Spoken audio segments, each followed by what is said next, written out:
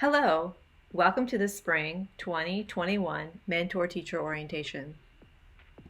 Thank you for supporting a developing teacher and taking on this important mentoring role. We're grateful to you.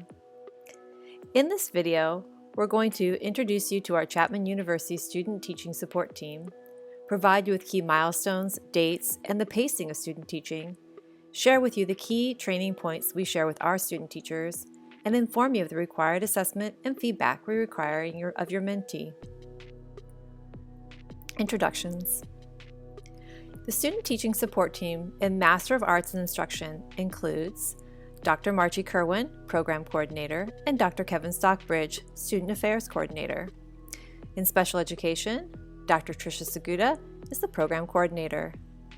If you have any questions, the person to reach out to is the Administrative Coordinator, Zach Grayson, who will send you in the direction of the right person to contact. Robin Wolf is our Credential Analyst, and Dr. Michelle Hall is the Director of Accreditation and Assessment. For each student teacher, there is also a University Supervisor assigned to them, and it is your front line of support. That person's name and email address were included in this email.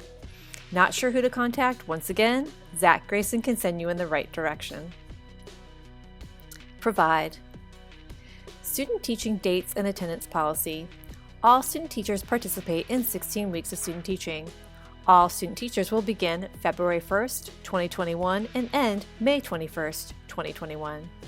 All student teachers should be present for the entire contracted hours for each school day. Student teachers may substitute in the student teaching classroom placement with the district substitute permit, a maximum of 5 days per semester. This is a CTC policy. A maximum of 3 absences. Student teachers must log their absences. If they do not complete the required number of hours, they have to extend or repeat student teaching. We tell our student teachers to please treat these absences as you would for a job. Let your mentor teacher and university supervisor know as soon as possible if you will be absent. Student teaching pace. The pace at which student teachers take on responsibility should be mutually agreed upon by both student teacher and mentor teacher. We would like to see the student teacher teaching by the 4th week at the latest. Multiple subject and special education student teachers can start by taking over morning routine and then one subject based on the mentor teacher guidance. Single subject students should start with 1 period and then move into taking on more periods when the mentor teacher and student teacher deem it appropriate. In a traditional model, the student teacher will take over the last 4 weeks of teaching. Single subject candidates will take over 3 periods, and the multiple subject and special education candidates will take over the full day. Co-teaching model. We instruct all our students on co-teaching models. Throughout student teaching, we tell them that you will use various co-teaching models. In the first 2 weeks, our students expect more observation time. Thank you for guiding them out of observation and into co-teaching. Suggested co-teaching responsibility guidelines.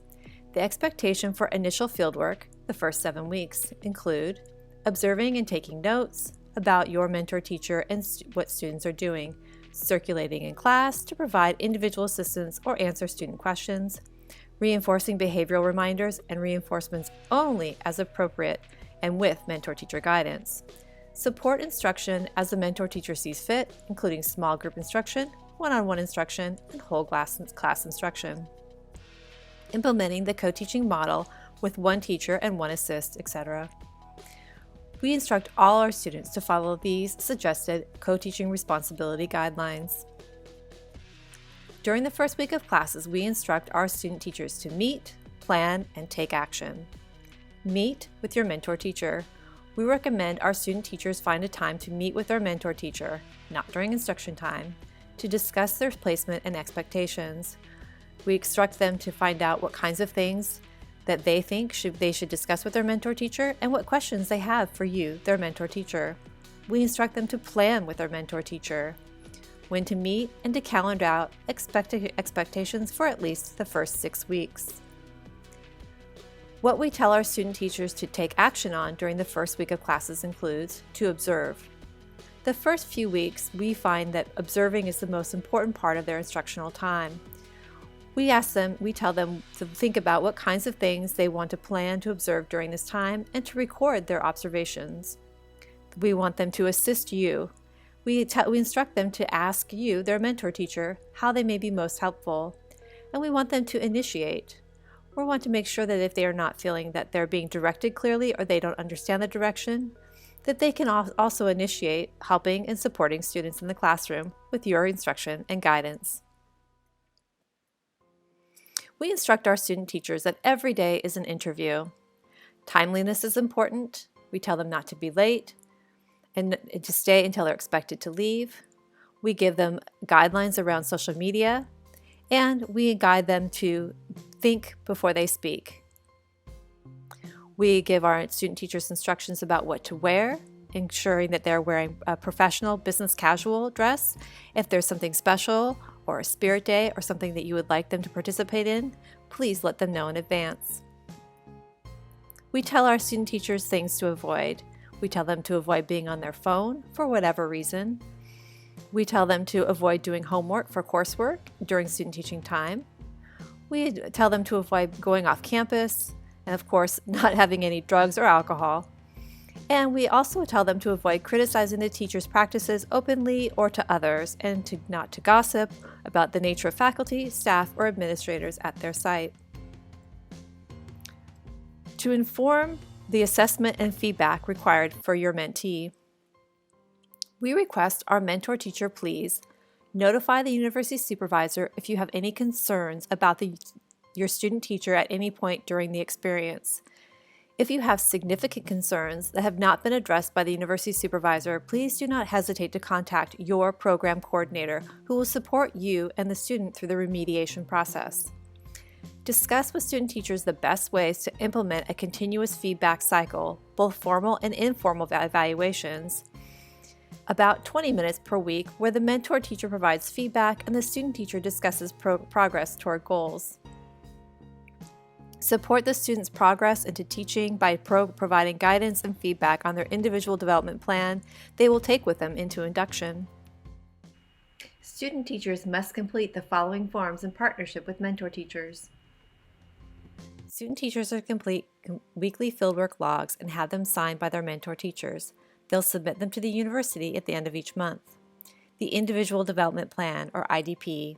The IDP is to guide preliminary, clear credential candidates in planning further study during their clear or induction program. The IDP must identify at minimum 3 goals of areas for student-teacher growth. Mentor teachers complete formal assessments. They conduct a minimum of 2 formal evaluations. There's a midpoint and an end-of-term formal evaluation. The evaluation forms will be sent to you via email link. The evaluations are based on the California Teacher Performance Expectations, or TPEs. Each student is rated on the TPE that they have completed on a rubric scale of 1 to 4. Formal evaluations. Student-teacher TPE evaluation scoring includes a 4, which exceeds expectations. The candidate exhibits strong command of the teacher performance expectations with an exceptional level of performance. 3, meets expectations. The candidate meets the teacher performance expectation as a novice teacher with an average level of performance. 2, below expectations. The candidate does not meet the teacher performance expectations and exhibits poor ability in this area. Or 1, far below expectations. The candidate does not meet the teacher performance expectation and exhibits poor ability in this area. Or no opportunity to observe. If you are not able to observe your candidate performing this expectation, please select No Observations. Please do not leave the item blank. Here's a sample of the assessment. The assessment comes as a survey link. On the left, you'll see the TPEs. This example provides TPEs from 1 to 1.4, and then you can see across the top are those expectation levels. Teacher expectations in relation to evaluation. We tell our student teachers to please reread and apply all evaluations to their work, to understand the evaluations and the TPEs, to consider all experiences an opportunity to learn and grow, to ask questions, take initiative and seek feedback, to accept and consider critique and feedback, and to avoid being defensive or shutting out feedback. Take time to consider all critique and suggestions. Thank you so much for watching this video. If you have any questions, please email me at drmichellehall@mihall@chapman.edu. Thank you so much.